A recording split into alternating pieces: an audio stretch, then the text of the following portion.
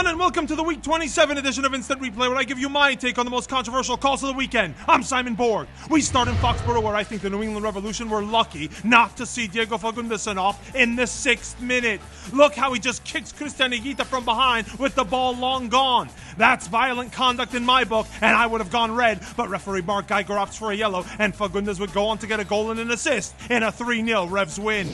To Montreal, where Didier Drogba scored 3 goals all by himself in the Impact's 4-3 win, but with the score still tied 0-0 in the 17th minute, Chris May tweets at us that he felt the Chicago Fire should have had a stone-cold penalty right here. And I agree. Gilberto reacts quickest to this ball, and Marco Donadel fouls him, in my opinion. But referee Silvio Petrescu says, "Get up."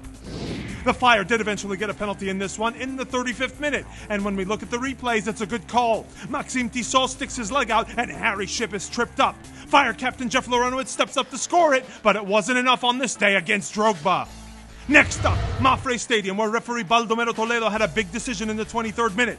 Dallas defender Zach Lloyd touches this ball towards his goalkeeper, Jesse Gonzalez, but the ref does not rule it a back pass, despite the protest from Crew SC. Now, Law 12 on page 38 says an indirect free kick is awarded if the goalkeeper, quote, touches the ball with his hands after it has been deliberately kicked to him by a teammate.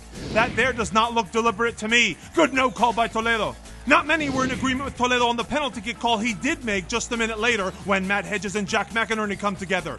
We received a tweet from Jared Ambrogi, who felt it was a fair shoulder-to-shoulder challenge. No doubt it's shoulder-to-shoulder, but not every shoulder-to-shoulder challenge is a fair one. To me, Hedges is playing the man, not the ball, and he bumps him before the ball even gets there. That's a penalty to me, but Federico Higuain misses it. Crew SC lose 3-0.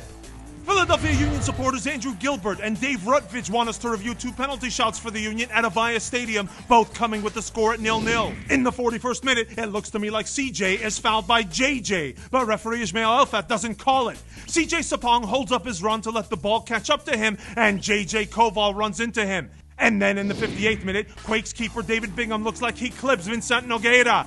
That too looks like a penalty to me, but not for Elfat. San Jose would be the ones to open the scoring on a penalty kick in the 63rd minute, and this one is a pretty blatant handball by Fabinho. I have no idea what he's thinking there. And Chris Wondolowski tucks it home for the momentary Quakes lead. Momentary because Connor Casey scored twice to give the Union a big away win. But should he have been on the field for the game winner? You see the 79th minute elbow, which he delivers on Fatai Alashe. Casey gets a yellow, but I'm with Lincoln Kickbush. I thought this deserved a red for how he cocks and delivers the elbow at the very last second. And we end in Seattle, where assistant referee Mike Kampmeinert had as good a game as Clint Dempsey. There, I said it. First, he keeps his flag down on Obafemi Martin's goal in the 6th minute, and that was a real tough call to make, but he nailed it. Then, almost a half hour later, he had an easier time on this offside by Dempsey, which is pretty clear from this replay. And then we had 2 Seattle fans who felt that the Toronto goal shouldn't even have happened. But Kampmeinert, the assistant ref, was spot on again. This ball goes off Seattle's Chad Marshall, so it is a corner, and no way is it a foul on Marshall. Sorry, Sounders fans. Look, the Sounders still came away with the win, but they're going to lose influential midfielder Ozzy Alonso for the next match against San Jose because of a costly 30th minute yellow card for simulation.